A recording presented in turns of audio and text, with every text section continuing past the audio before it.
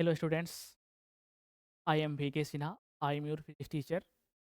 Welcome to my channel भौत की पाठशाला। ये आपको मेन रूप से बोर्ड एग्जाम की तैयारी करवा रहा है। इस चैनल के माध्यम से जो है वो बोर्ड एग्जाम की तैयारी होने वाला है ना। जो भी बच्चे इस चैनल के माध्यम से जुड़ेंगे उसको अपने एग्जाम के लिए कोई टेंशन लेने की आवश्यकता नहीं है, क्योंकि यहाँ पे हम केस 125 शॉर्ट टाइप करवाएंगे, है ना। वो आपका लॉन्ग टाइप भी करवाऊंगा और ऑब्जेक्टिव भी करवाऊंगा, यानी कि हम जितना करवाएंगे वो आपके बोर्ड एग्जाम के लिए काफ़ी सफिशियंट होगा। ठीक।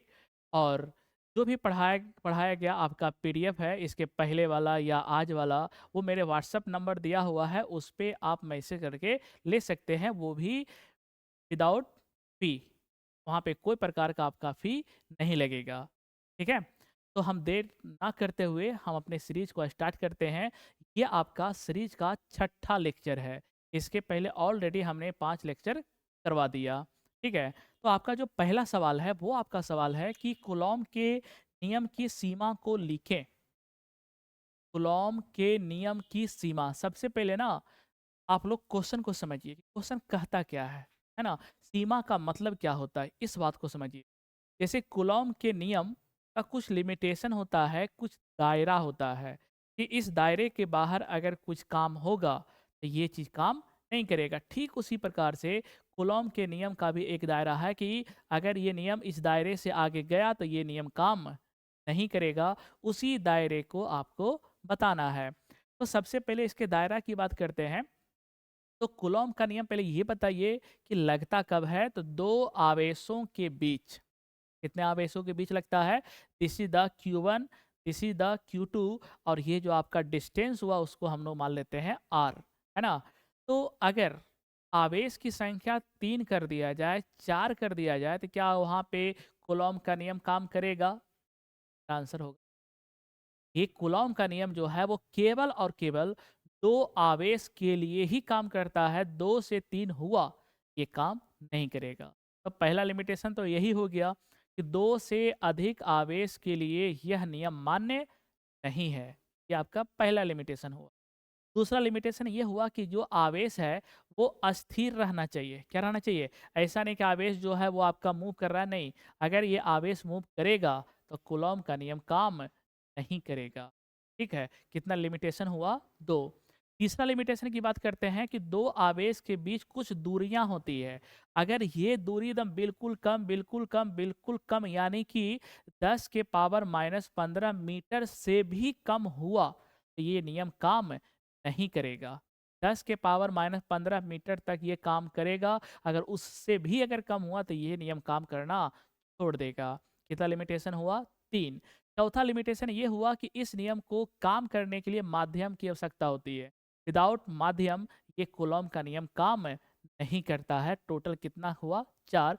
उसी 4 को अगर हम लिख दें तो ये आपका जो है वो बोर्ड एग्जाम जो है 2 नंबर देने से कतई कतराएगा नहीं। आपको खुशी-खुशी कितना नंबर दे देगा? 2 नंबर दे। क्या वो चारों लिमिटेशन को लिखा जाए? यस। हम शुरू करते हैं। याद तो हो ही गया होगा। पहला लिमिटेशन हमने क्या बताया था? पहला, यह नियम यह नियम 2 से अधिक आवेश के लिए मान्य नहीं है। 2 से अधिक आवेश के लिए मान्य नहीं है। आवेश के लिए मान्य नहीं है। ये आपका हो गया लिमिटेशन नंबर फर्स्ट, सीमा नंबर 1। अगर हम दूसरा की बात करते हैं तो ये बताइए कि ये नियम 2 से अधिक आवेशों के लिए मान्य नहीं है। दूसरा हमने क्या बताया था कि आवेश जो है वो अस्थिर होना चाहिए, अर्थात गतिशील नहीं होना चाहिए। दोनों आवेश, क्योंकि ये नियम जो है वो आपका 2 ही आवेश के लिए मान्य होता है ना। दोनों आवेश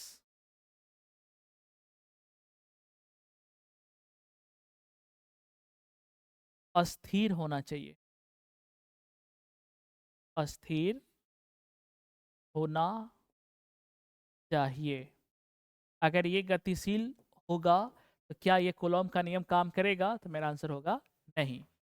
तीसरा बात हम ये बताए थे कि दोनों आवेश का जो बीच का दूरी है वो 10 के पावर माइनस 15 मीटर से कभी भी कम नहीं होना चाहिए। तो यहाँ पे हम लिख देते हैं दोनों आवेशों के दोनों आवेशों के बीच की दूरी बीच की दूरी 10 के पावर माइनस 15 मीटर से कम नहीं होना चाहिए।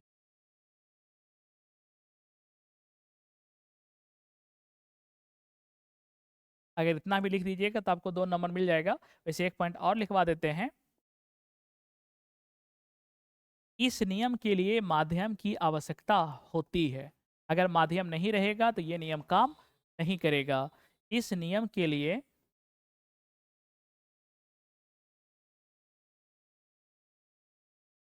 माध्यम की आवश्यकता होती है।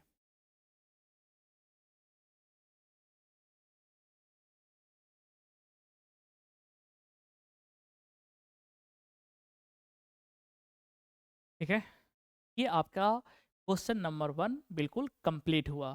ठीक, क्वेश्चन नंबर 2 की अगर हम बात करते हैं, ये देखिए क्वेश्चन नंबर 2 जो है वो आपका क्या कर रहा है भाई कि प्रकाश वर्ष क्या है। नाम से तो बड़ा अजीबो गरीब लगता है, लेकिन इसका काम बड़ा आसान है। इसका परिभाषा बड़ा आसान है।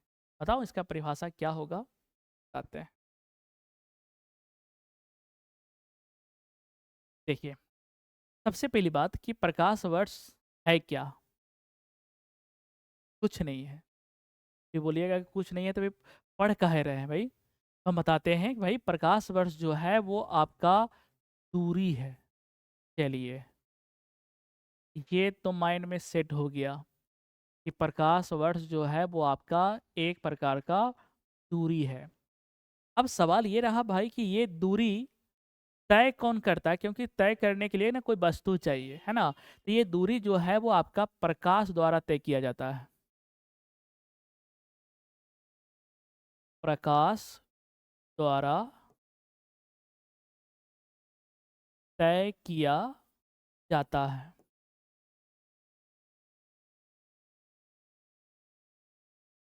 फिर से यहाँ पे एक सवाल आ गया कि कितना दिन में, कितना समय में?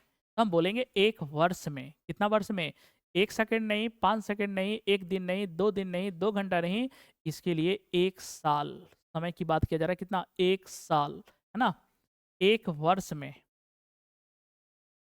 1 वर्ष में अगर हम इसी को मिला देते हैं तो ये आपका बन जाता है परिभाषा। क्या बन जाता है? परिभाषा। तो परिभाषा अगर हम बनाने की चेष्टा करें तो इसका परिभाषा क्या होगा कि प्रकाश द्वारा, ध्यान से सुनिएगा, प्रकाश द्वारा 1 वर्ष में तय की गई दूरी को प्रकाश वर्ष कहते हैं, है ना? प्रकाश द्वारा निर्वात में 1 वर्ष में तय की गई दूरी को प्रकाश वर्ष कहते हैं। और प्रकाश वर्ष को भाई हम इंडिकेट करते हैं एल वाई के द्वारा। अब एल वाई क्या है? एल से हो गया लाइट, वाई से हो गया ईयर, हिंदी में बोलते हैं प्रकाश वर्ष। और एक प्रकाश वर्ष में कितना मीटर होता है? हम बोलेंगे 9.46 गुने 10 के पावर 12 किलोमीटर। अगर हम इसको मीटर में बदल देते हैं तो ये आपका हो जाएगा 9.46 गुने 10 के पावर 1000 से गुना कर देंगे, यानी कि 10 के पावर 3 से गुना कर देंगे तो 12 और 3 कितना हो जाएगा? 15 किलो, 15 मीटर। क्योंकि किलोमीटर को हम किस में कन्वर्ट कर दिए हैं? मीटर में। तो बताइए कि परिभाषा अगर एग्जाम में आ जाए तो ऐसे नहीं लिखना, ये केवल हम समझाने के लिए बताते हैं। परिभाषा हम वहाँ से लिखते हैं जहाँ से हम आंसर लिखते हैं। ठीक, एग्जाम में आपको वहीं से लिखना है और सेम टू सेम लिख देना है। ठीक, बाकी तो आपका लैंग्वेज है, जैसे मन करे वैसे लिखिए अगर आप समझ गए हो तो, है ना। देखिए, इस प्रकार से लिखना है, यहाँ से लिखना है आंसर। आंसर ये लिखना है, प्रकाश द्वारा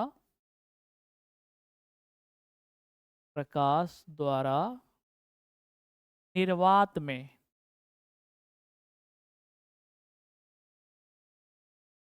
निर्वात में एक वर्ष में, एक वर्ष में तय की गई कुल दूरी को, तय की गई कुल दूरी को, कुल दूरी को प्रकाश वर्ष कहते हैं।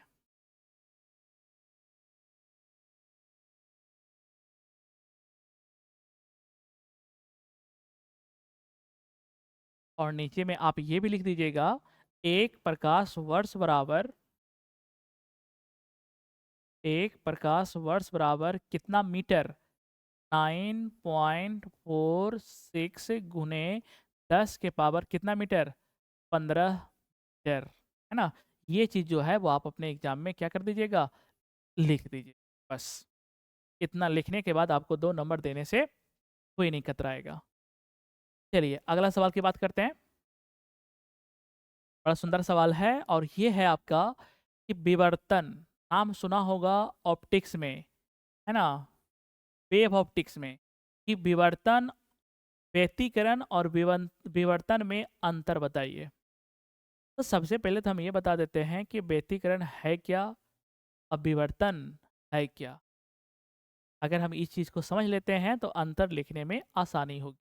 ठीक, पहले दोनों को अलग अलग समझते हैं। सबसे पहले समझते हैं व्यतिकरण को, जिसको इंग्लिश में बोलते हैं इंटरफेरेंस। व्यतिकरण, ये व्यतिकरण जो है वो आपका कुछ नहीं है, प्रकाश की एक घटना है। जैसे प्रकाश का परावर्तन हुआ, अपवर्तन हुआ, वर्ण विक्षेपण हुआ, ठीक उसी प्रकार से व्यतिकरण भी प्रकाश की एक घटना है। प्रकाश की एक घटना है। अब ये घटना घटता कैसे है ये देखिए आप। इसके लिए आपको 2 प्रकाश स्रोत होना चाहिए समान आवृत्ति के, है ना। तो समान आवृत्ति का क्या होना चाहिए, आवृत्ति का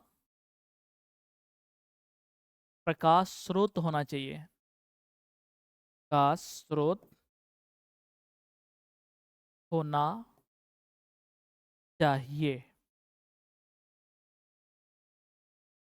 यानी कि प्रकाश स्रोत जो है वो आपका न्यूनतम कितना होना चाहिए, कम से कम 2 गो होना चाहिए। एक प्रकाश स्रोत से कभी भी व्यतिकरण की घटना नहीं होगा। व्यतिकरण की घटना होने के लिए कितना प्रकाश स्रोत चाहिए, 2, और वो भी कैसा, समान आवृत्ति का। और समान आवृत्ति के प्रकाश स्रोत को एक नाम दिया गया, पता क्या दिया गया है, देखिए उसका नाम बोला गया है कलावध। कलावध प्रकाश स्रोत, जिसका आवृत्ति समान होता है ना, उसका नाम लिखा गया कौन सी, कलावध प्रकाश स्रोत। और कै गो, एगो की 2 गो, तो हम बोलेंगे भैया 2 गो।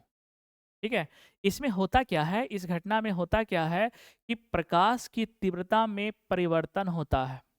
किसमें, प्रकाश की तीव्रता में परिवर्तन होता है, लेकिन कैसे, हम बोलेंगे भैया यहाँ पे जो है वो दोनों तरंग जो है वो ये एक ही दिशा में चलता है।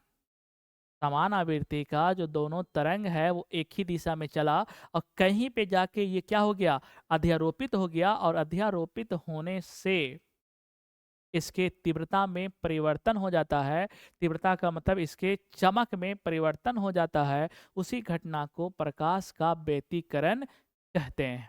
ठीक, इसमें क्या होगा, दो कलाबद्ध स्रोत जो है एक ही दिशा में जाता है, एक ही दिशा में अध्यारोपित होता है,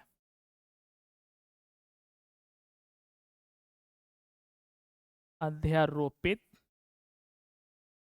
होता है। आप लोग इस प्रकार से पढ़िए कि इस सवाल के अलावा जो है वो और सवाल भी आपसे बन जाए। ठीक, तो बताइए कि व्यतिकरण जो है वो एक ही दिशा में क्या होता है, अध्यारोपित होता है। कौन? दोनों कलाबद्ध प्रकाश स्रोत। इससे होता कौन सी घटना होता है? हम बोलेंगे भैया तीव्रता में परिवर्तन हो जाता है।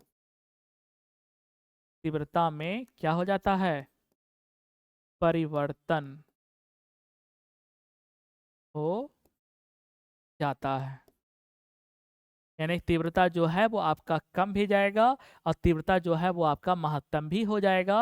और जिसकी तीव्रता महत्तम होती है उसको बोलते हैं दीप्त फ्रिंज, और जिसकी तीव्रता न्यूनतम होती है उसको बोलते हैं अदीप्त फ्रिंज। दीप्त को इंग्लिश में बोलते हैं ब्राइट और अदीप्त को इंग्लिश में बोलते हैं डार्क। तो जिसकी तीव्रता, जिसमें चमक बिल्कुल न्यूनतम हो उसको क्या बोलेंगे? अदीप्त।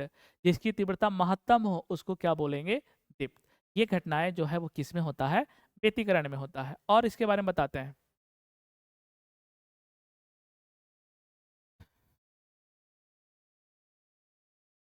इसमें होता क्या है कि जो पट्टी होती है ना उसको हम बोलते हैं फ्रिंज। जो हम बता रहे थे कि कहीं कहीं आपका चमकीला पट्टी प्राप्त होता है, कहीं पे आपका काला पट्टी प्राप्त होता है, तो चमकीला को बोलते हैं दीप्त और जो काला पट्टी होता है उसको बोलते हैं अदीप्त, है ना। तो उसी की बात करते हैं कि फ्रिंज कुछ नहीं है, फ्रिंज एक पट्टी होता है, पट्टी। यहाँ से यहाँ तक जो है चमकीला है, यहाँ से यहाँ तक जो है वो डार्क है, उसी पट्टी को हम क्या बोलते हैं? फ्रिंज। तो फ्रिंज की जो चौड़ाई होती है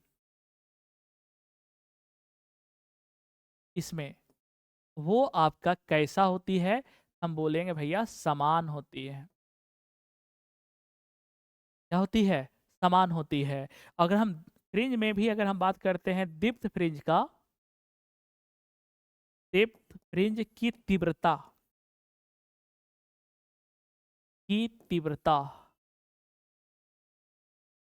क्या होती है? तो हम बोलेंगे जितना भी आपका दीप्त फ्रिंज होगा, जितना भी आपका ब्राइट पट्टी होगा, सब में चमक बराबर होता है। लेकिन विवर्तन में ऐसा नहीं होता है। हम बोलेंगे कि इसमें चमक भी सब में क्या होता है? समान होता है। ये आपका बेसिक सी बातें हमने किसके बारे में बता दिया? व्यतिकरण के बारे में। ठीक उसी प्रकार से हम बात करते हैं विवर्तन। इसके बारे में? विवर्तन के बारे में। तो समझिएगा कि विवर्तन होता क्या है।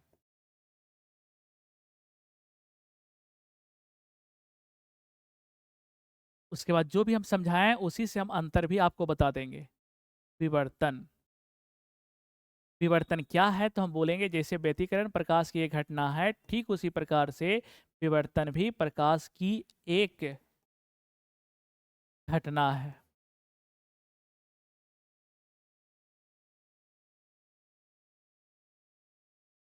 कैसी घटना भाई? तो हम इसके बारे में समझाते हैं।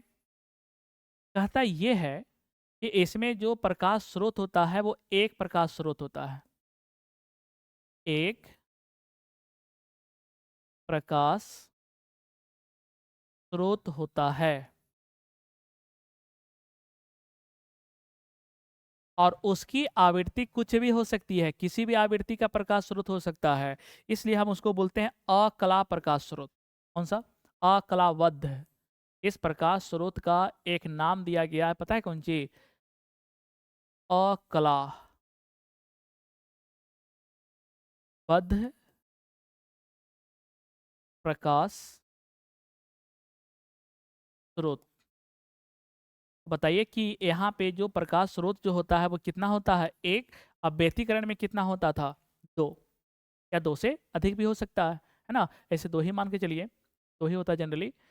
उसके बाद इसमें क्या होता है कि मान लीजिए कि ये आपका कोई अवरोधक है, एक अवरोधक लेते हैं। अवरोधक का मतलब जो प्रकाश का विरोध करता है उसको क्या बोलते हैं? अवरोधक। और यहाँ से जो है वो हम लाइट दिए, यहाँ से हमने क्या दिया? लाइट।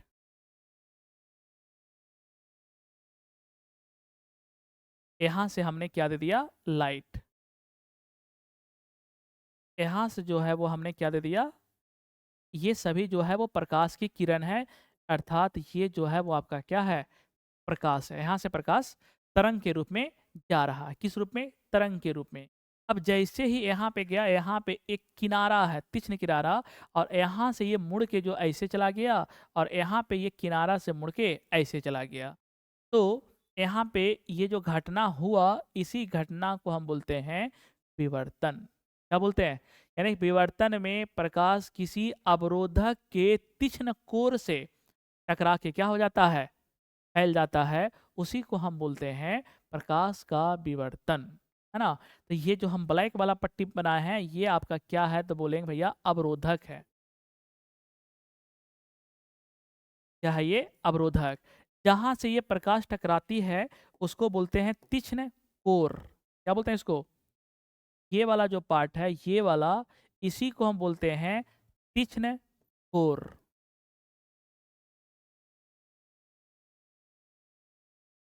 और यहाँ से जो है वो प्रकाश क्या हो जाती है? मुड़ जाती है। ये मुड़ने की जो घटना है वो आपका क्या कहलाती है? विवर्तन। ठीक है? तो अगर कोई विवर्तन का परिभाषा पूछे तो विवर्तन का परिभाषा ये बताइएगा कि जब प्रकाश किसी अवरोधक के तीक्ष्ण किनारों से टकरा के मुड़ जाती है, उस घटना को प्रकाश का विवर्तन कहते हैं। अगर एग्जाम में आ जाए प्रकाश का विवर्तन, तो क्या आप लोग परिभाषा नहीं लिख लीजिएगा? बिल्कुल लिख लीजिएगा। इसमें और क्या होता है कि इसमें जो आपका फ्रिंज की चौड़ाई होता है, इसकी चौड़ाई, इसमें भी पट्टी का निर्माण होता है, और उस पट्टी को क्या बोलते हैं? फ्रिंज। फ्रिंज की जो चौड़ाई होता है वो असमान होता है। कोई बड़ा होगा तो कोई छोटा होगा, है ना? कैसा होता है? असमान। और फ्रिंज की जो तीव्रता है, कौन सा फ्रिंज का? दीप्त फ्रिंज का। दीप्त फ्रिंज की जो तीव्रता है वो भी आपका क्या होगा? असमान। यानी कि जितना भी आपका चमकीला पट्टी है, सब में चमक बराबर नहीं होगा। किसी में चमक ज़्यादा होगा तो किसी में चमक कम होगा। इतना जानने के बाद हम 3 से 4 अंतर जो है आराम से लिख लेंगे। देखिए कैसे लिखाता है। आपको एग्जाम में ये सब करने की कोई आवश्यकता नहीं है।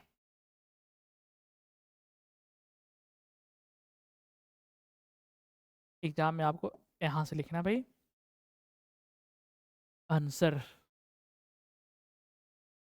सबसे पहले आप क्या करिएगा कि 2 भागों में पहले डिवाइड कर लीजिए इस प्रकार से। ठीक है? इधर लिखिए व्यतिकरण,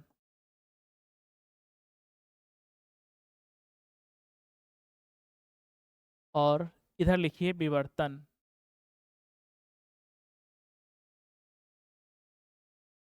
ठीक। सबसे पहला बात,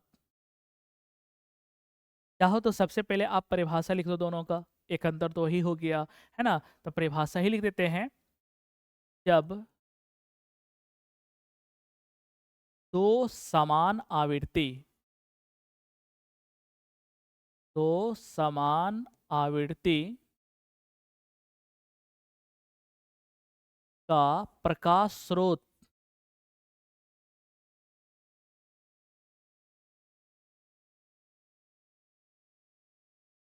एक दिशा में चलकर, एक दिशा में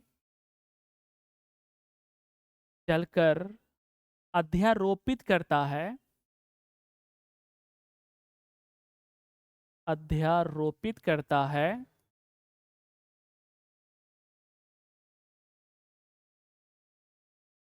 तो तीव्रता में परिवर्तन आ जाता है। तीव्रता में परिवर्तन आ जाता है।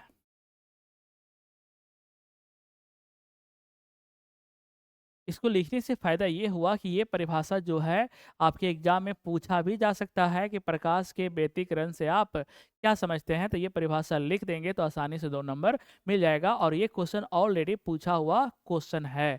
इसलिए हम यहाँ पे लिखवा दिए कि ये आपके परिभाषा के रूप में भी काम आ जाएगा। दूसरी बात, यहाँ पे इसका पहला पॉइंट क्या होगा?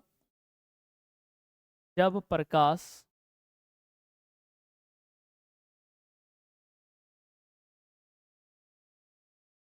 जब प्रकाश क्या होता है? अवरोधक के या इसमें प्रकाश तो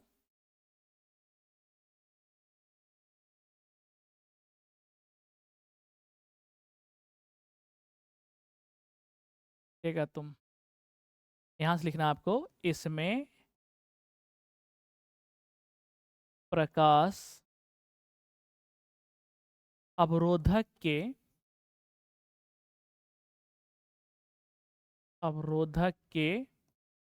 तीक्ष्ण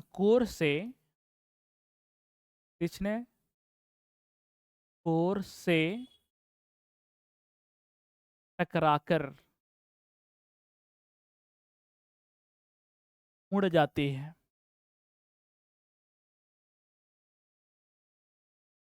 एक अंतर तो यही हो गया, परिभाषा भी आपका यहीं पे लिखा गया। अगर विवर्तन का परिभाषा पूछेगा तो क्या विवर्तन का परिभाषा नहीं लिख लेंगे? हाँ, लिख लेंगे। तो हम अब बात करते हैं दूसरा अंतर का, और ये दूसरा अंतर ये होगा कि इसमें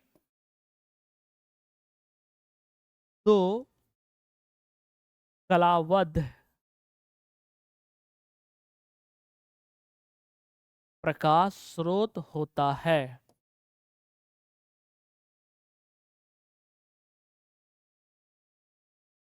कितना? 2 कलावध प्रकाश स्रोत होता है और इसमें एक अकलावध प्रकाश स्रोत होता है। ऊपर हम सब कुछ बता दिए हैं। इसमें एक अकलावध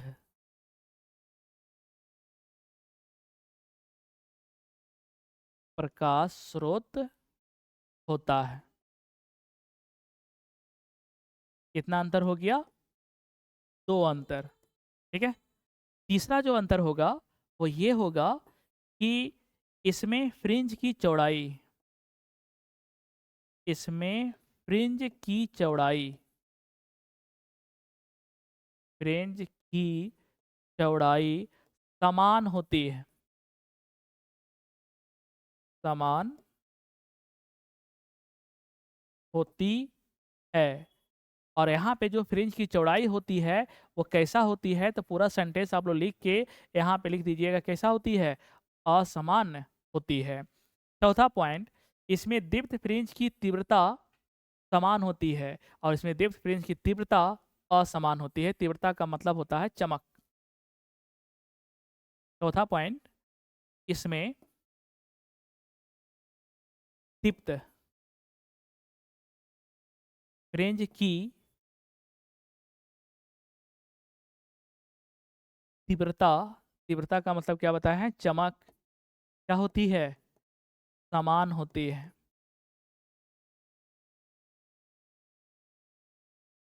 तो विवर्तन में आप लोग लिख दीजिएगा इसका उल्टा, असमान। ये आपका हो गया व्यतिकरण और विवर्तन में 4 अंतर। अगर बच्चे को ऊपर वाला अगर सेंटेंस छोड़ना है तो क्या हम नीचे वाला 3 नहीं लिख लेंगे? अगर हम 3 भी लिख लेंगे फिर भी आपको 2 नंबर मिल जाएगा, है ना? और अगर 4 लिख दिए तो और अच्छी बात है, उसमें तो फिर काटने का कोई सवाल ही नहीं बचा, है ना? तो क्या ये चारों अंतर जो है वो हम लोग अच्छे से थ्योरी को समझ के अपने से लिखे कि नहीं लिखे? तो हम भी चाहते हैं कि आप लोग भी इसी प्रकार से समझ समझ के लिखें। याद नहीं करना भाई, उसको समझना है। ठीक। अगला क्वेश्चन देखिए, यहाँ पे कह रहा है आपका कि अनुचुंबकीय पदार्थ के 2 गुणों को लिखें।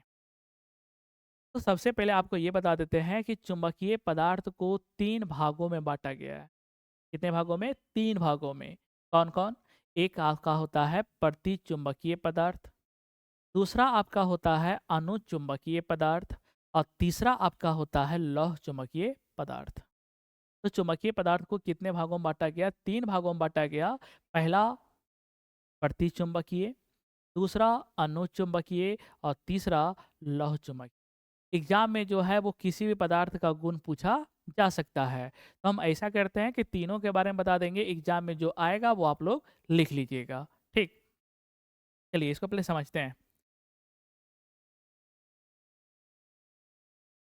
चुंबकीय पदार्थ, इसमें चुंबक का गुण होता है, उसी को क्या बोलते हैं? चुंबकीय पदार्थ बोलते हैं ना। तो चुंबकीय पदार्थ को कितने भागों में बांटा गया है? बोलेंगे भैया 3 भागों में बांटा गया है। पहला प्रतिचुंबकीय पदार्थ,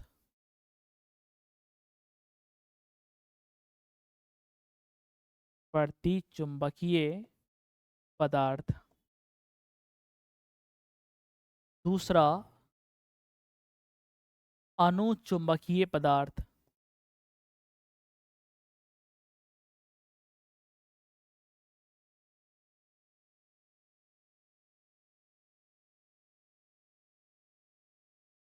और तीसरा लौह चुंबकीय पदार्थ।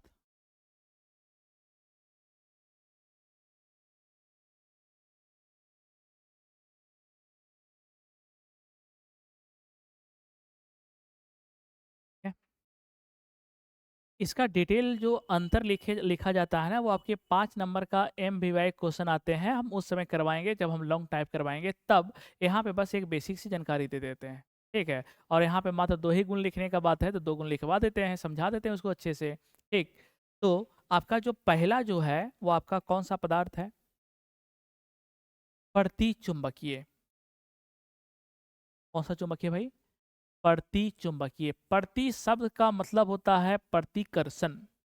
प्रति का मतलब प्रतिकर्षण, यानी कि इस पदार्थ को जब हम चुंबक के पास लाएंगे ना, जैसे मान लीजिए कि ये आपका प्रतिचुंबकीय पदार्थ है और ये आपके पास शक्तिशाली चुंबक है। जब हम इसके पास लाएंगे ये खींचेगा नहीं, ये आपको हल्का सा धक्का देगा। और जब धक्का देगा, धक्का देने का मतलब ही होता है प्रतिकर्षण। और अगर ये खींच लेता तो उसको हम बोलते हैं आकर्षण। तो क्या ये तेजी से धक्का देता है? तो हम बोलेंगे नहीं, ये हल्का सा देता है, हल्का सा। तेजी से धक्का नहीं देगा, तेजी से प्रतिकर्षण नहीं कराता है, ये आपका हल्का से प्रतिकर्षण करेगा। तो सबसे पहला गुण तो यही हो गया आपका, पहला यह शक्तिशाली। यह का मतलब कौन? प्रतिचुंबकीय पदार्थ। यह शक्तिशाली चुंबक के द्वारा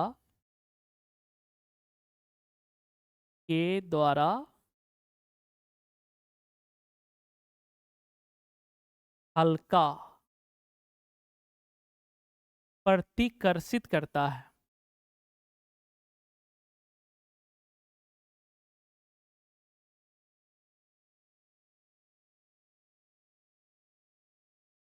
ठीक है, एक गुण तो आपका यहीं पे लिखा गया कि ये जो पदार्थ है वो शक्तिशाली चुंबक के द्वारा आकर्षित नहीं होता है, ये क्या होता है? प्रतिकर्षित होता है, लेकिन हल्का से। ठीक, उसके बाद अगर हम बात करते हैं अनुचुंबकीय पदार्थ का, तो अ से होता है आकर्षण। अ से क्या हुआ? आकर्षण, यानी कि ये शक्तिशाली चुंबक की ओर हल्का सा क्या करेगा? आकर्षित करेगा, पूरा नहीं करेगा, हल्का सा करेगा, है ना। तो अगर इसका पहला अगर हम लिखते हैं तो ये आपका होता है कि यह शक्तिशाली चुंबक द्वारा, शक्तिशाली चुंबक द्वारा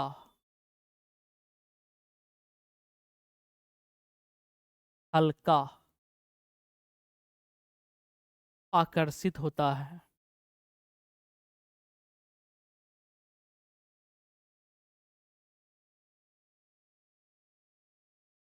ठीक है, उसी प्रकार से अगर हम लौह चुंबकीय पदार्थ की बात करते हैं तो इसमें भी आकर्षित होता है, लेकिन हल्का नहीं होता है। ज़बरदस्त तरीके से आकर्षित होता है। यहाँ पे अगर शक्तिशाली चुंबक है, यहाँ पे हम लौह चुंबकीय पदार्थ को रख लेंगे, ये तुरंत झटाक सा क्या कर लेगा? खींच लेगा, है ना? तो इसमें आकर्षण तो आकर्षण होता है, परंतु कैसा होता है? हल्का। लेकिन इसमें आकर्षण होगा, लेकिन कैसा होगा? ज़बरदस्त, शक्तिशाली, है ना? बहुत ज़्यादा। यह शक्तिशाली चुंबक द्वारा शक्तिशाली चुंबक द्वारा बहुत ज़्यादा बहुत ज़्यादा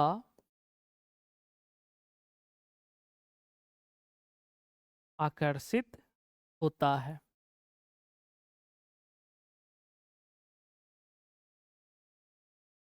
तीनों का एक-एक प्रॉपर्टी लिखा गया, है ना? उसके बाद इसका अगर हम दूसरा प्रॉपर्टीज़ की बात करते हैं भाई, इसका प्रतिचुंबकीय का, फिर उसी तरह हम बात करेंगे अनुचुंबकीय का, फिर उसी तरह का हम बात करेंगे लौह चुंबकीय का। केवल 2 ही का बात करते हैं, ज़्यादा काम करते नहीं हैं। तो अगर इसका बात करते हैं तो इसका चुंबकीय प्रवृत्ति इसका चुंबकीय प्रवृत्ति धनात्मक होगा कि ऋणात्मक होगा? अगर ये पास आता तो धनात्मक होता, अगर ये दूर जा रहा है तो ऋणात्मक होता है। तो बताओ कि प्रति चुंबकीय में जो पदार्थ है वो शक्तिशाली चुंबक के पास आ रहा था कि दूर जा रहा था? तो बोलेगे भैया दूर जा रहा था, अर्थात इसका चुंबकीय प्रवृत्ति जो होगा वो कैसा होगा? तो बोलेंगे ऋणात्मक।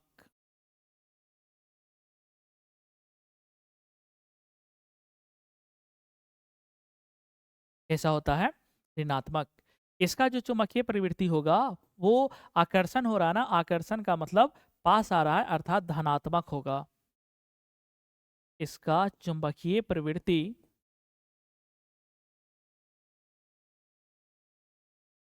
चुंबकीय प्रवृत्ति धनात्मक होता है। ठीक। तो उसमें बताइए कि उसमें नेगेटिव होगा कि पॉजिटिव? उसमें भी तो आकर्षण है ना हुआ है, तो इसका भी चुंबकीय प्रवृत्ति क्या होगा? धनात्मक होगा। इसका भी चुंबकीय प्रवृत्ति क्या होगा? धनात्मक। तो बताइए कि अगर एग्जाम में प्रतिचुंबकीय का 2 गुण आ जाए, या अनुचुंबकीय का 2 गुण आ जाए, या लौह चुंबकीय का 2 गुण आ जाए, क्या हम आसानी से नहीं लिख लेंगे? तो तुम्हारा जो सवाल था वो था अनुचुंबकीय पदार्थ की 2 गुणों को लिखें। तो पहला गुण जो है वो आपका ये हो गया, और दूसरा गुण जो है वो आपका ये हो गया। कितना आसानी से हम तीनों को अच्छे से पढ़ लिए। अगर तीनों में से कोई भी सवाल आएगा तो हम लोग बना लेंगे। ठीक। चलिए, अगला सवाल क्या है कि पूर्ण आंतरिक परावर्तन क्या है? अगला सवाल क्या है? पूर्ण आंतरिक परावर्तन क्या है? इसके आवश्यक शर्तों को लिखें। तो सबसे पहले हम यहीं पे बता देते हैं कि ये पूर्ण आंतरिक परावर्तन जो है वो प्रकाश की एक घटना है। प्रकाश की एक घटना है। जैसे प्रकाश का परावर्तन, अपवर्तन, व्यतिकरण, विवर्तन एक घटना है, ठीक उसी प्रकार से पूर्ण आंतरिक परावर्तन भी एक प्रकार का क्या है? घटना है। इस घटना को घटने के लिए आवश्यक शर्त होता है, और ये आवश्यक शर्त जो है वो आपका 2 गो होता है। कितना होता है? 2। अब पूछो भैया वो आवश्यक शर्त कौन-कौन होते हैं? तो सबसे पहले आवश्यक शर्त ये होता है आपका कि जो प्रकाश है वो गमन करना चाहिए सघन माध्यम से विरल माध्यम। प्रकाश सघन माध्यम से विरल माध्यम में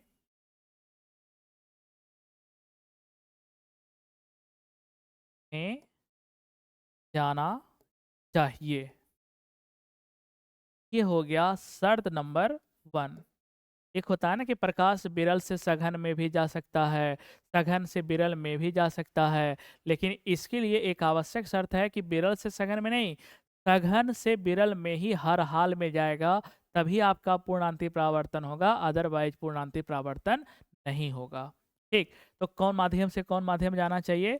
तो आप लोग बोलिएगा भाई, हाँ, जाना चाहिए प्रकाश को कौन माध्यम से? सघन माध्यम से। कौन सा माध्यम? विरल माध्यम। तभी जाके आपका पूर्णांती परावर्तन होगा, अदरवाइज नहीं होगा। दूसरा जो आपका शर्त है वो ये है कि आपतन कोण का मान, आपतन कोण का मान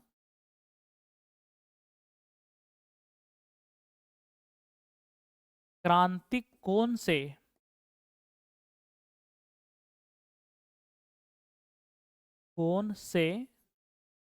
बड़ा होना चाहिए,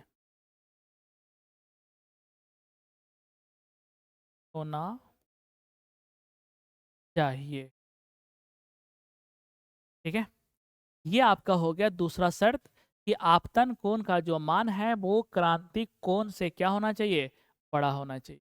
अगर ये दोनों शर्त को फुलफिल करता है तो आपका पूर्ण आंतरिक परावर्तन की घटना संपन्न होती है। और पूर्ण आंतरिक परावर्तन अगर हमको देखना है तो आप गर्मी के दिन पे सड़क पे देखिएगा कि पानी जैसा प्रतीत होता है, परंतु जब वहाँ पे हम जाते हैं तो पानी गायब मिल हो जाता है। वो किसके कारण? तो पूर्ण आंतरिक परावर्तन के कारण। इंद्रधनुष का निर्माण होता है, हम लोग देखते हैं कि ऊपर सूर्य के विपरीत दिशा में जो इंद्रधनुष बनता है वो किसके कारण? तो पूर्ण आंतरिक परावर्तन के कारण।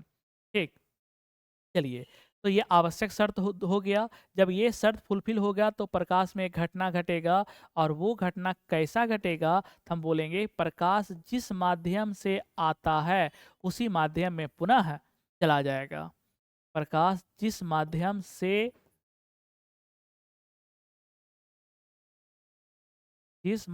से आती है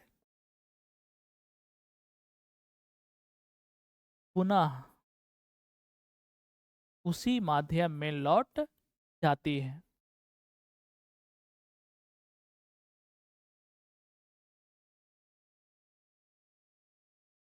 लौट जाती है। यानी कि प्रकाश जो है वो इस प्रकार से आया, इस माध्यम से पूर्ण आंतरिक परावर्तन हुआ और फिर उसी माध्यम में क्या हो गया? लौट गया। उसी को बोलते हैं पूर्ण आंतरिक परावर्तन। और इसके लिए आवश्यक शर्त कितना है? तो पहला आवश्यक शर्त यह है कि प्रकाश को सघन माध्यम से विरल माध्यम में जाना चाहिए, और दूसरा शर्त आपका ये हुआ कि आपतन कोण का मान क्रांतिक कोण से बड़ा होना चाहिए। ठीक है, अगर एग्जाम में आ जाए ये सवाल तो कैसे लिखना है, चलिए हम देखते हैं।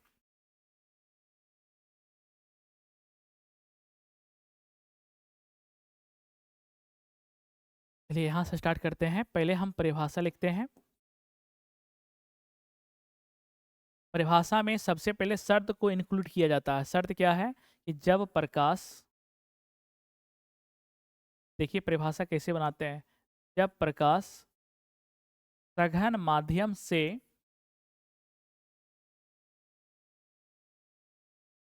सघन माध्यम से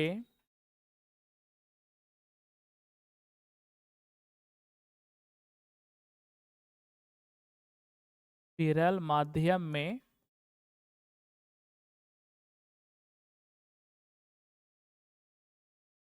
जाती है, एक कंडीशन हुआ। और आपतन कोण का मान, आपतन कोण का मान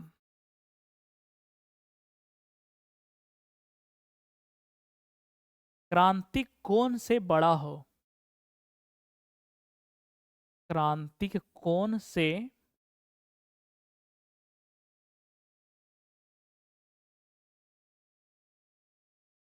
बड़ा हो। तो यहाँ तक तो आपका शर्त ही लिखा गया। तो क्या होता है? प्रकाश जिस माध्यम से आती है, प्रकाश जिस माध्यम से आती है पुनः उसी माध्यम में लौट जाती है। उसी माध्यम में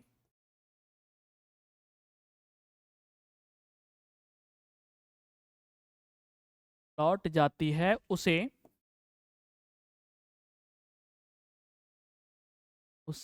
पूर्ण आंतरिक परावर्तन कहते हैं। पूर्ण आंतरिक परावर्तन कहते हैं। ठीक है, ये आपका हो गया परिभाषा। नीचे में लिखना है, इसका दो आवश्यक शर्त निम्नलिखित है। इसका दो आवश्यक शर्त, एग्जाम में बिल्कुल ऐसे ही पैटर्न पे लिखना है ना। दो आवश्यक शर्त निम्न लिखित है। जो हम शर्त बताए हैं पुनः उसको नीचे क्या कर दीजिएगा, लिख दीजिएगा। पहला शर्त हम क्या बताए हैं, प्रकाश कौन सा माध्यम से कौन सा माध्यम में जाना चाहिए, सघन माध्यम से विरल माध्यम में जाना चाहिए। सघन माध्यम से विरल माध्यम में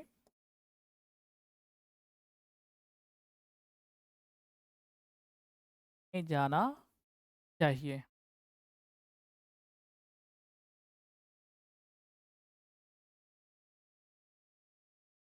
दूसरा जो हम बताए वो आपतन कोण का मान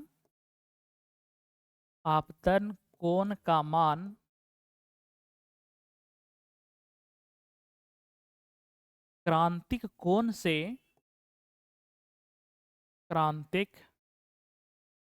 से बड़ा होना चाहिए। ये हो गया आवश्यक दो शर्त।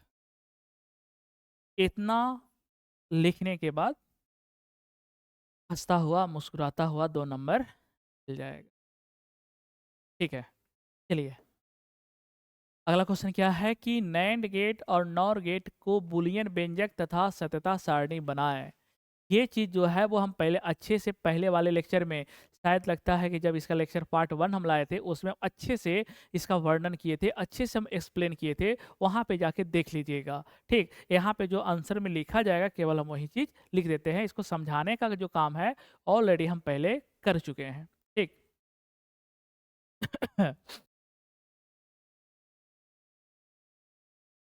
देखिए कौन सा गेट है भाई, नैंड गेट और कौन सा, नॉन गेट।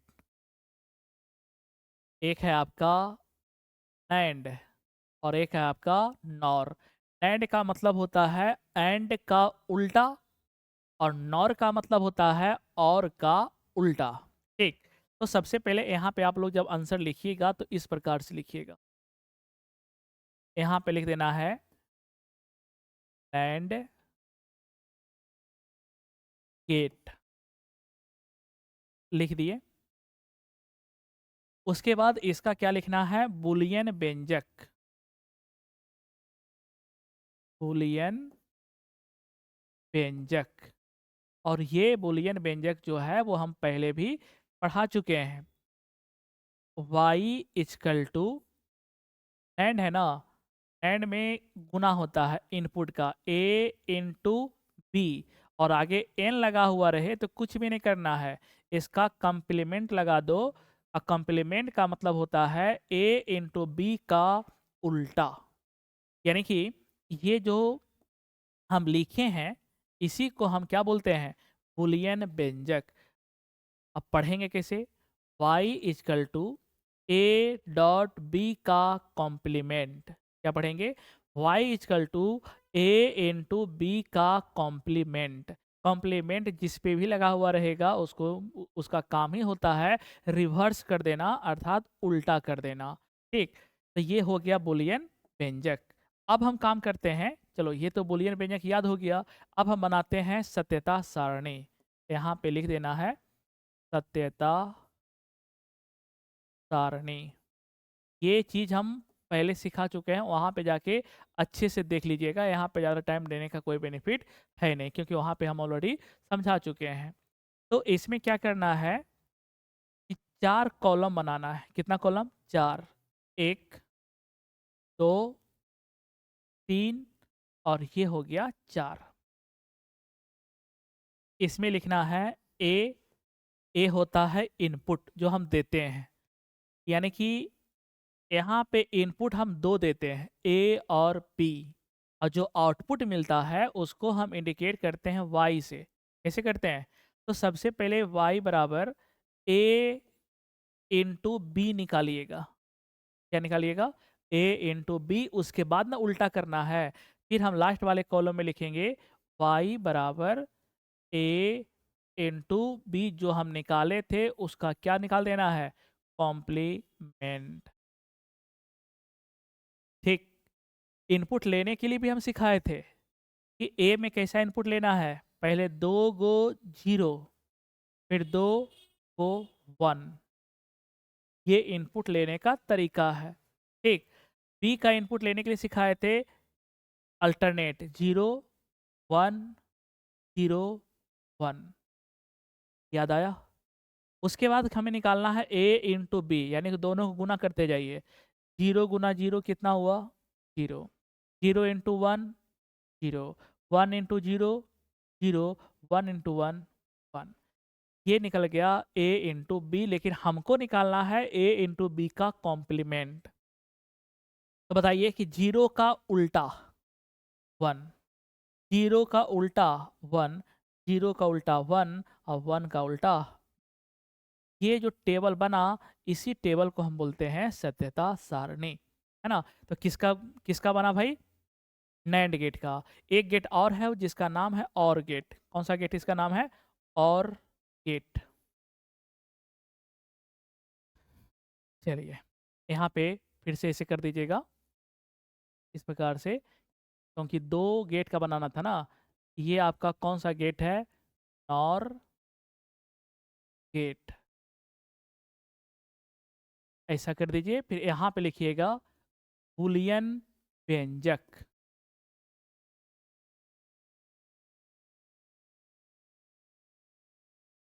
इसका बूलियन व्यंजक क्या बताए थे, याद है? y बराबर, वहाँ पे डॉट था ना, यहाँ पे हो जाएगा प्लस ए प्लस बी का कॉम्प्लीमेंट। ये होता है बूलियन व्यंजक किसका? नॉर गेट का। यदि हम इसका बनाते हैं सत्यता सारणी, कैसा बनेगा? इसमें भी आपको कितना कॉलम लेना है? 4। देखिए, 1 2 3 और ये आपका हो गया 4। ठीक उसी प्रकार से करना है जो ऊपर किए थे। यहाँ पे इनपुट कितना दिए? ए। यहाँ पर भी हम दिए बी। यहाँ पे y बराबर लिखना है। पहले हम a प्लस बी का काम करेंगे, उसके बाद हम उसका उल्टा करेंगे, है ना? तो y बराबर हो गया a प्लस बी, और ये जो y बराबर है लास्ट में हमको निकालना है a प्लस बी का क्या चीज? कॉम्प्लीमेंट। ठीक। इनपुट लेने के लिए हम सिखाए थे ना कैसे लेना है इनपुट। तो बोलिए भैया, सबसे पहले आप बोले थे कि 2 गो 0 और 2 गो 1, ऐसा ही सिखाए थे। बी का इनपुट कैसा लेना है? 0 1 0 1। जोड़ने आता है ना? 0 0 कितना हुआ? 0। 0 1 कितना हुआ? 1। 1 0 कितना हुआ? 1। अब 1 1 कितना हुआ? तो बच्चे बोल देंगे 2। नहीं, बाइनरी नंबर में द्विआधारी संख्या में एक और एक को जोड़ते हैं तो उसका योगफल कितना आता है? 1 आता है। क्या आता है? 1, है ना? तो हम इसको लिखेंगे 1 1 कितना? 1। ठीक है। अब यहाँ पे क्या करना है कि जो भी हमने जोड़ा उसका कॉम्प्लीमेंट लगा लगा हुआ है, अर्थात उसको उल्टा कर देना। 0 का उल्टा 1, 1 का उल्टा 0, 1 का उल्टा 0 और 1 का उल्टा। ये आपका जो है वो कौन सा सारणी बन गया? सत्यता सारणी। इसको अच्छे से समझना है तो आप लोग लेक्चर 1 में जाके अच्छे से समझ लीजिएगा, वहाँ पे अच्छे से आप लोग को समझाया गया है, ठीक।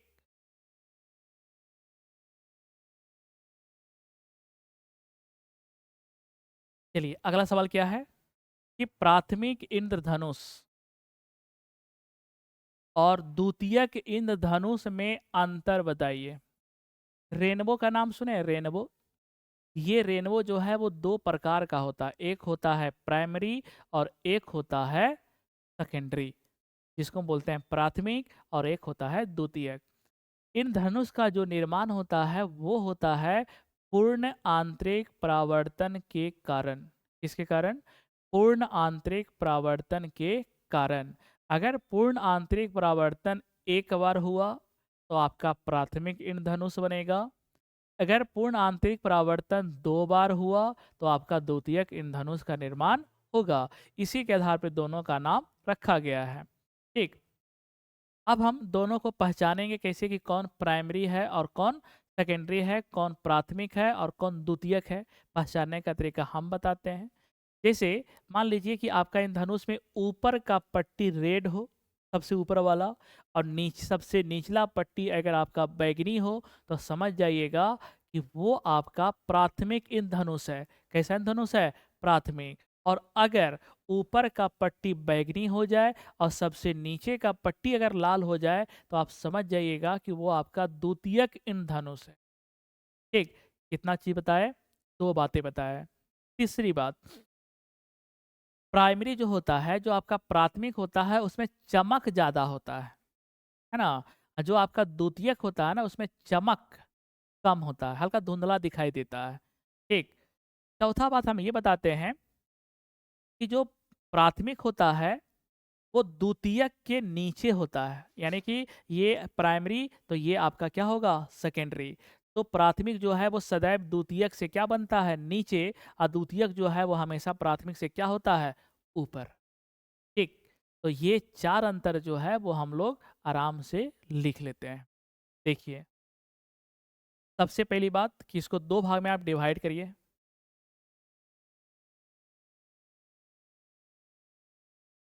ठीक। इधर लिखना है, यहाँ से शुरू करिएगा आंसर, और ये लिखिएगा प्राथमिक इंद्रधनुष। प्राथमिक इंद्रधनुष।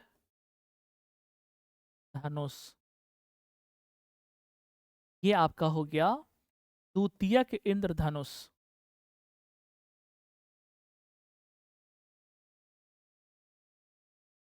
इंद्रधनुष।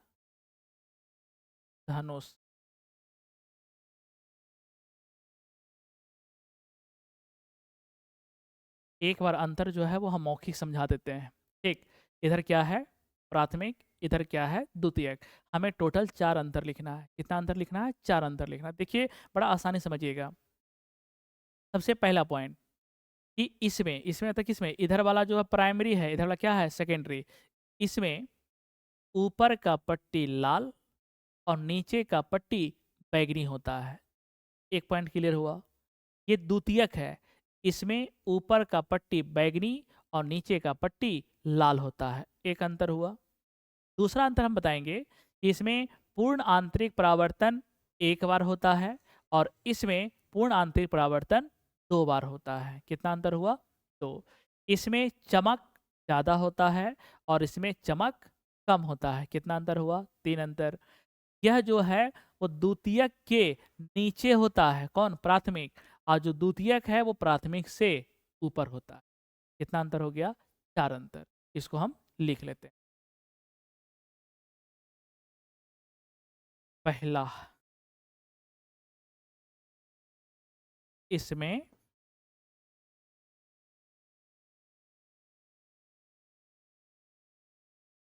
ऊपर का पट्टी लाल तथा नीचे का पट्टी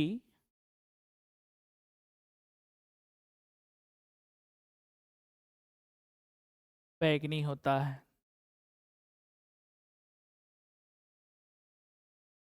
इन धनुष में टोटल कितने रंग होते हैं? 7 रंग, है ना।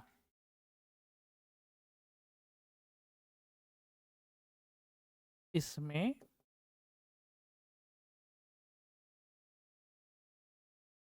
ऊपर का पट्टी बैंगनी तथा नीचे का पट्टी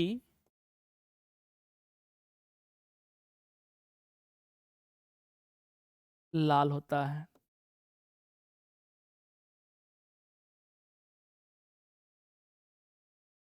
एक अंतर हुआ। दूसरा, अगर हम अंतर की बात करते हैं तो इसमें पूर्ण आंतरिक परावर्तन एक बार होता है। इसमें पूर्ण आंतरिक परावर्तन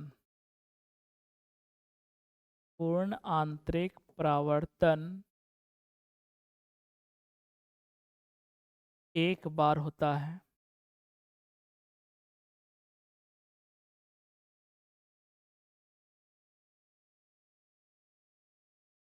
इसमें पूर्ण आंतरिक परावर्तन दो बार होता है। पूर्ण आंतरिक परावर्तन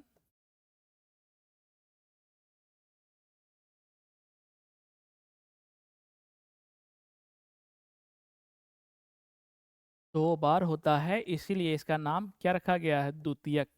और उसमें एक बार होता था, इसलिए उसका नाम रखा गया है प्राथमिक। ठीक, चलिए ऊपर करते हैं। दो और लिखना है ना अभी हम लोग। तीसरा तीसरा हम क्या बताए थे? इसकी चमक इसकी चमक ज्यादा होती है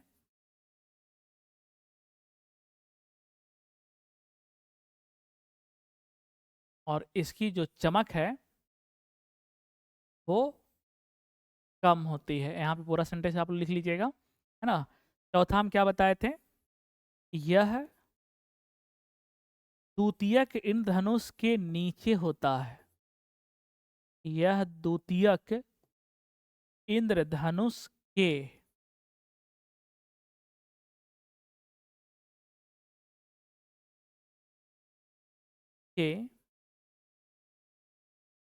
होता है। अगर ये द्वितीयक से नीचे होता है तो द्वितीयक प्राथमिक से ऊपर होगा। सिंपल सी बात है। यह प्राथमिक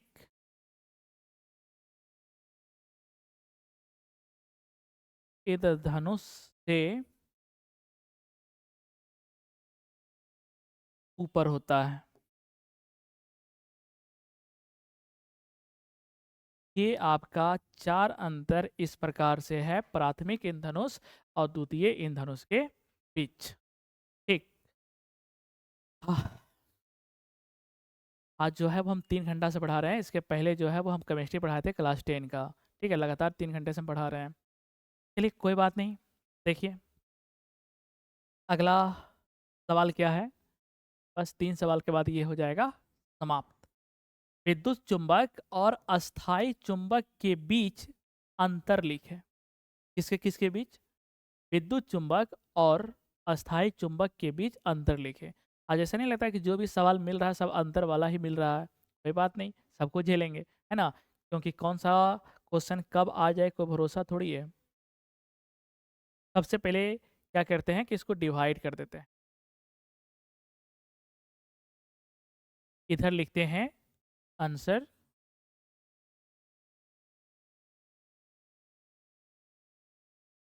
विद्युत चुंबक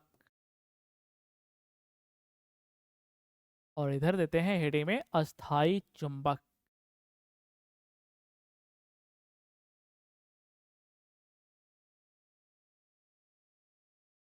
चलिए सबसे पहले हम आपको ये बता देते हैं कि विद्युत चुंबक क्या चीज़ का बना होता है और अस्थाई चुंबक क्या चीज़ का बना होता है। तो विद्युत चुंबक जो होता है वो आपका नर्म लोहा का बना होता है और अस्थाई चुंबक जो है वो आपका स्टील का बना होता है। एक अंतर तो यहीं पे हो गया कि आपका जो विद्युत चुंबक है वो किसका बना होता है? नरम लोहा का। और स्थायी चुंबक जो है वो किसका बना होता है? स्टील का।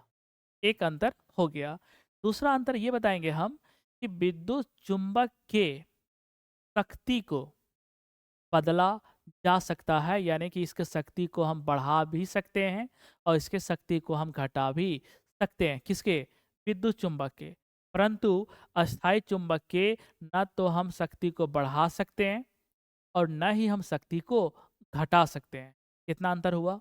तो तीसरा की अगर हम बात करते हैं तो विद्युत चुंबक के जो ध्रुव होता है एन और एस, इसको बदला जा सकता है, लेकिन अस्थायी चुंबक के ध्रुव को बदला नहीं जा सकता है। जो एन है वो एन रहेगा और जो एस है वो एस रहेगा।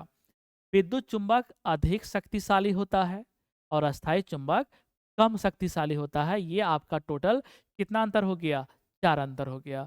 इसको हम यहाँ पे मेंशन कर देते हैं। यही आपका हो जाएगा विद्युत विद्युत चुंबक और अस्थायी चुंबक में अंतर। चलिए पहला बात लिखते हैं। यह नर्म लोहा का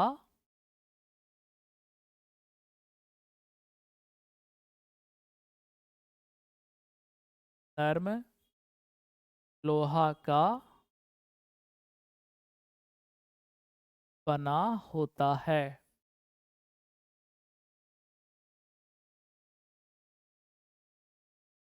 इसका पहला पॉइंट होगा, यह स्टील का बना होता है। किसका?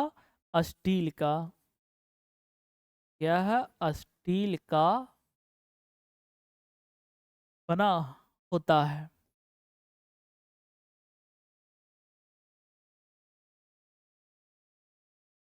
एक अंतर तो बड़ा आसानी से याद हो गया। दूसरा अंतर, इसके शक्ति को, इसके चुंबकीय शक्ति बोलिए या शक्ति बोल दीजिए, कोई दिक्कत नहीं है। इसके शक्ति या किताबी भाषा में बोल सकते हैं सामर्थ्य को बदला जा सकता है।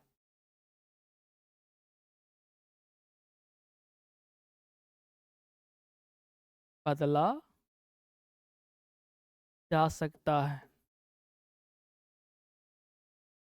और इसमें हम लिखेंगे नहीं बदला जा सकता है। सेंटेंस को पूरा आप लोग कर लीजिएगा। ठीक, नहीं बदला जा सकता है। उसके बाद इसके ध्रुव को बदला जा सकता है, लेकिन इसके ध्रुव को बदला नहीं जा सकता है। तीसरा पॉइंट लिखिएगा।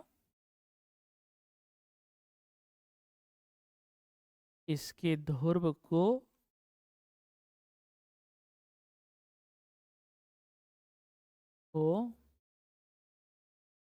बदला जा सकता है। इसके ध्रुव को बदला नहीं जा सकता है। इसको भी सेंटेंस आप लोग कंप्लीट कर लीजिएगा। चौथा, यह शक्तिशाली चुंबक होता है।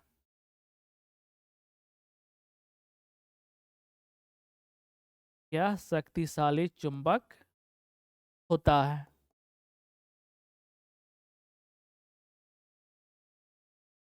इसमें लिखिएगा कि यह शक्तिशाली चुंबक नहीं होता है। टोटल का टोटल जो है वो आपका कितना अंतर हो गया? 4 अंतर हो गया। और यहीं पे आपको याद भी हो गया होगा। ठीक, अब 2 क्वेश्चन और बाकी है। देखिए कौन सा क्वेश्चन है। देहली आवृत्ति से आप, बड़ा खतरनाक चीज लिखा हुआ है, इसके ये टाइपिंग मिस्टेक है। क्या समझते हैं? हमको लगा खी कौन सी है, हम लोग डर ही गए थे खी को देख के, है ना। तो देहली आवृत्ति से आप क्या समझते हैं? ये आपका जो है मॉडर्न फिजिक्स का क्वेश्चन है।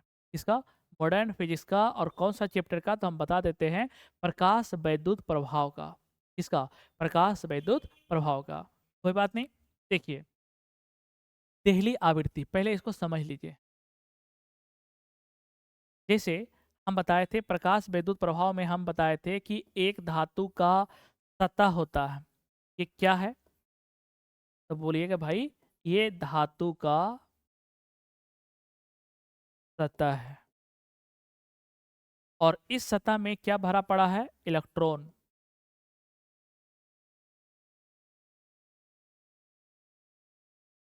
ठीक, यहाँ पे आपका सूर्य देवता है, ये हो गया सन। यहाँ से जो है वो आपका प्रकाश आ रहा है, जिसको बोलते हैं आपतित प्रकाश। क्या बोलते हैं इसको? आपतित प्रकाश। ये जो प्रकाश आ रहा है इसको क्या बोलते हैं? आपतित प्रकाश। ठीक, अब बताइए कि जैसे ही ये प्रकाश आपतित हुआ किस पे? धातु के सतह पे, तो यहाँ से क्या होता है? इलेक्ट्रॉन निकलना शुरू कर देता है। कौन निकलता है भाई? इलेक्ट्रॉन। इलेक्ट्रॉन निकलना क्या कर देता है? शुरू कर देता है। इस घटना को हम बोलते हैं प्रकाश वैद्युत प्रभाव। देखिए, हमको प्रकाश वैद्युत प्रभाव नहीं पढ़ना है, हमको पढ़ना है देहली आवृत्ति। तो देहली आवृत्ति कुछ नहीं है भाई, देहली आवृत्ति जो है वो आपका न्यूनतम आवृत्ति है।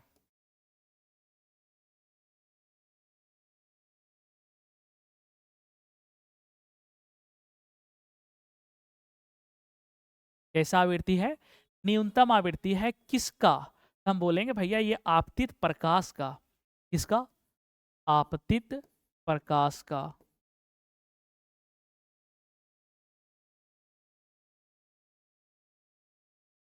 ठीक है, अगर इन सभी वर्ड को अगर हम एक जगह इकट्ठा कर लें तो वो आपका देहली आवृत्ति का परिभाषा बन जाएगा। और देखिए कि ये परिभाषा कैसे बनाते हैं, और आप लोग भी इस परिभाषा को बनाने के लिए सीखिए, है ना। परिभाषा को याद नहीं करिए, परिभाषा को बनाइए। देखिए कैसे बनाते हैं। आपतित प्रकाश के, क्या बोलना है? आपतित प्रकाश के जिस न्यूनतम आवृत्ति पर धातु के सतह से इलेक्ट्रॉन निकलना शुरू कर देता है, उस न्यूनतम आवृत्ति को ही हम देहली आवृत्ति कहते हैं। अगर आवृत्ति देहली आवृत्ति से कम होगा तो इलेक्ट्रॉन धातु के पृष्ठ से नहीं निकलेगा। ठीक, तो इसका परिभाषा हम फिर से बोल देते हैं। क्या बोलना है? आपतित प्रकाश के जिस न्यूनतम आवृत्ति पर धातु के पृष्ठ से इलेक्ट्रॉन निकलना शुरू कर देता है, उस आवृत्ति को देहली आवृत्ति कहते हैं। अगर कोई पूछे कि देहली आवृत्ति से अगर कम आवृत्ति है तो क्या इलेक्ट्रॉन निकल पाएगा, तो मेरा आंसर होगा नहीं। न्यूनतम आवृत्ति कितना होना चाहिए? देहली आवृत्ति के बराबर होना चाहिए। ठीक, चलिए इसका परिभाषा लिखते हैं।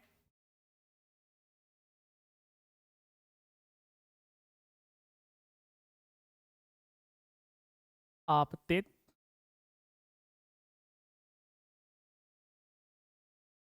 प्रकाश के जिस न्यूनतम आवृत्ति पर, जिस न्यूनतम आवृत्ति पर धातु के पृष्ठ से, धातु के पृष्ठ से इलेक्ट्रॉन निकलना शुरू कर देता है, इलेक्ट्रॉन निकलना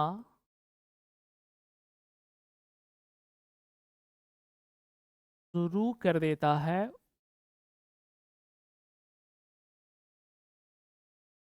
उस आवृत्ति को देहली आवृत्ति कहते हैं।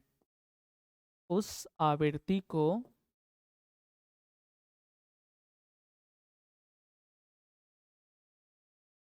देहली आवृत्ति कहते हैं।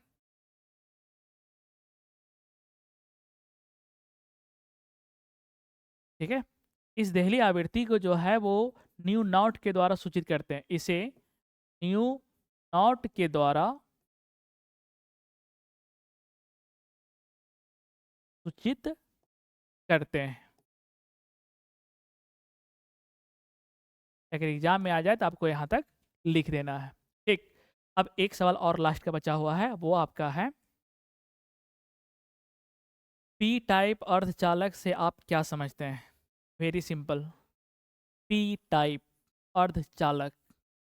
ठीक है, ये पी का मतलब होता है पॉजिटिव, ध्यान रखिएगा। और एक होता है एन टाइप, यानी एन का मतलब होता है नेगेटिव। ये पी टाइप अर्धचालक क्या है ना, और एन टाइप अर्धचालक क्या है, इसको समझ लीजिए पहले। अगर हम पी टाइप समझा देते हैं और एन टाइप को भी समझा देते हैं तो परिभाषा एग्जाम में किसी का भी पूछेगा तो आप लोग लिख के चले आइएगा। देखिए, सबसे पहली बात, अर्धचालक।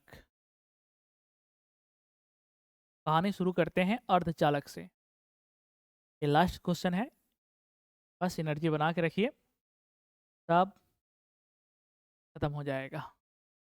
ठीक है, तो अर्धचालक का मतलब होता है कि जिसमें चालकता का गुण में चालकता का गुण चालक और अचालक के बीच हो, उसी को हम बोलते हैं अर्धचालक। ठीक है, दूसरी बात कि अर्धचालक को हम दो भागों में बांटते हैं, एक शुद्ध और एक अशुद्ध। ठीक है, तो वैसे ये चीज़ हम इसके पिछले वाला लेक्चर में पढ़ा दिए थे आई थिंक, जैसा हमको लग रहा है। एक होता है आपका शुद्ध अर्धचालक, जैसे कोई बात नहीं, 2 मिनट में इसको ख़त्म कर देते हैं। शुद्ध अर्धचालक, भाई इसका एक और नाम है जिसको बोलते हैं नैज, नैज अर्धचालक।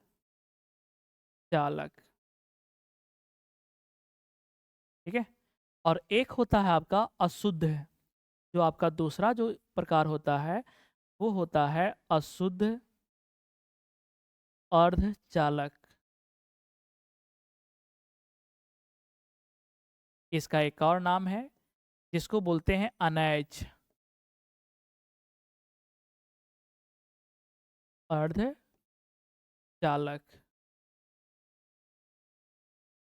ठीक है, और इसका एक और नाम बता देते हैं जिसको बोलते हैं अपद्रवी। क्या बोलते हैं इसको? अपद्रवी। इसका एक और नाम है और वो है अपद्रवी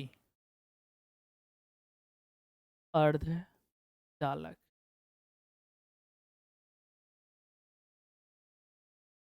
अब बताइए कि मेरे लिए ज़्यादा यूजफुल कौन है, शुद्ध या अशुद्ध? तो बच्चे के माइंड में जाएगा शुद्ध, है ना? नहीं, मेरे लिए ज़्यादा उपयोगी है अशुद्ध अर्धचालक।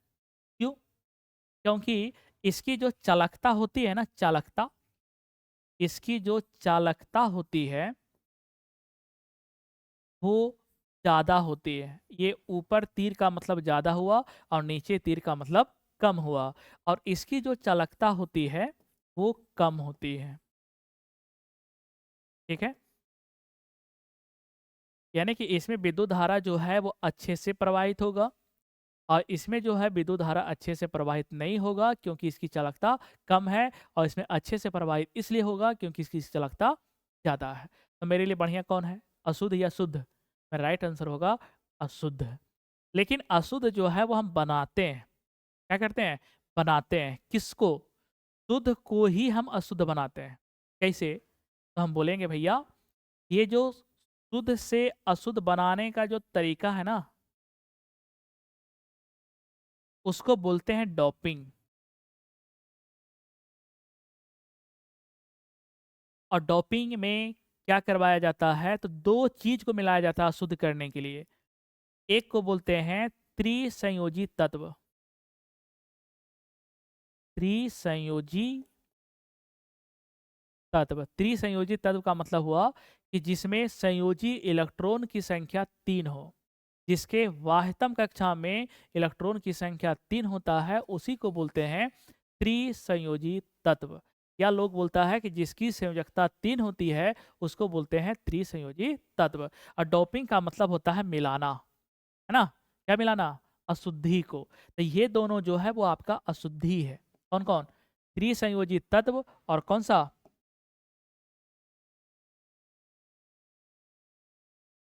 एक आपका है पंच संयोजी तत्व। ठीक, त्रिसंयोजी में आपका कौन आता है?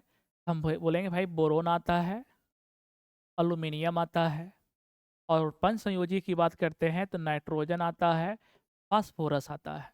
तो ये दोनों, ये जो है वो आपका अशुद्धि है, और इसी अशुद्धि को हम मिलाते हैं किसमें, शुद्ध अर्धचालक में, और मिलाने की जो प्रक्रिया है उसको बोलते हैं डोपिंग। और एक सवाल भी बनता है कि डोपिंग से आप क्या समझते हैं, तो ये क्वेश्चन जो है वो हम करवा दिए। तो पी टाइप अर्धचालक कब बनेगा और एन टाइप अर्धचालक कब बनेगा? तो अगर शुद्ध अर्धचालक में त्रिसंयोजी तत्व को मिला देते हैं तो बनेगा पी टाइप, और अगर शुद्ध अर्धचालक में पंच संयोजी तत्व को मिला देते हैं तो बनेगा एन टाइप। परिभाषा पूछा गया है पी टाइप का ना, तो पी टाइप अर्धचालक किसे कहेंगे, तो हम बोलेंगे वैसा अर्धचालक, है ना, जिसमें त्रिसंयोजी तत्व को मिलाने पर, या हम ये बोलेंगे कि शुद्ध अर्धचालक में त्रिसंयोजी तत्व को मिलाने पर एक नए अर्धचालक का निर्माण होता है जिसे पी टाइप अर्धचालक कहते हैं। और अगर एन टाइप अर्धचालक एग्जाम में पूछे तब क्या लिखिएगा कि शुद्ध अर्धचालक में पंच संयोजी तत्व का डोपिंग करवाया जाता है तो एक नया अर्धचालक का निर्माण होता है, उसे एन टाइप अर्धचालक कहते हैं। यदि एग्जाम में जिसका भी परिभाषा पूछे, अब आप लोग आराम से लिख लीजिएगा।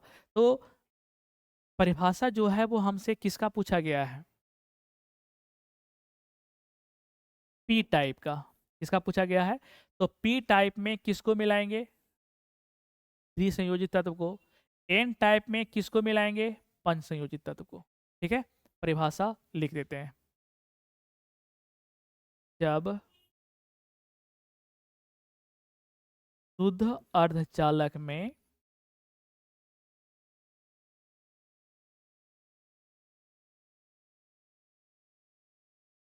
त्रिसंयोजित तत्व का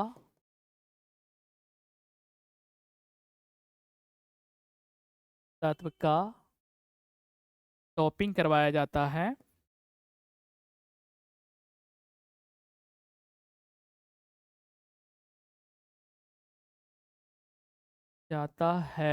तो एक नए अर्धचालक का निर्माण होता है, नए अर्धचालक का निर्माण होता है,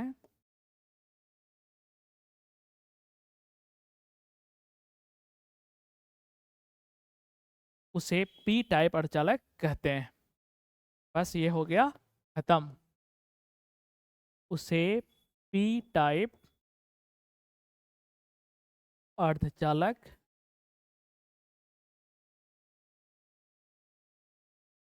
कहते हैं। अगर वही एन टाइप पूछ लेगा तो खाली बस त्रिसंयोजी की जगह पे क्या लिख दीजिएगा, पंच संयोजी, बाकी कहानी हो जाएगा सेम। उसी को हम क्या बोल देंगे, एन टाइप अर्ध चालक। तो एक ही क्वेश्चन से हमने कितना क्वेश्चन सिखा दिया, 2 क्वेश्चन सिखा दिया। ठीक है, ये आज का सेशन हो गया कंप्लीट। Thank you. नोट्स जो है वो आप लोग बनाते रहिएगा, और एग्जाम के समय में इस नोट्स को देख के चले जाइएगा, आपका नंबर जो है वो पूरा का पूरा आएगा। ठीक है, कल जो क्वेश्चन आने वाला है वो आपका आएगा कहाँ से कहाँ, ये आपका कहाँ से कहाँ हुआ भाई, 60 तक हुआ ना ये, कल होगा 61 से 70।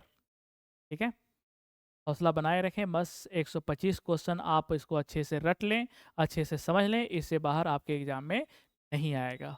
ठीक, ओके, वेल डन।